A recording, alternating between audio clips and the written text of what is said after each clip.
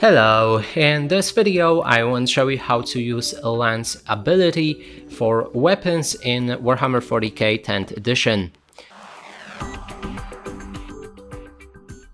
To do this, first you will need to check if your weapon has a lance. If it has that under a profile, it basically allows you to add a 1 to the attack wound rolls.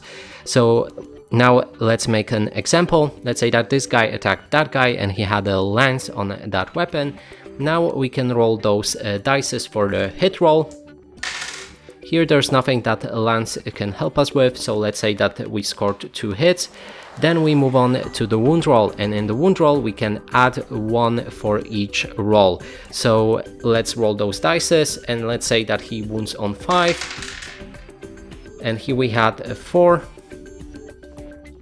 let's say, and now that 4 changes into the 5 since we had the lance, and we score the hit. Now he needs to save. And that's it for this video. Hope you like it. Please consider subscribing to our channel, leave a like and a comment below.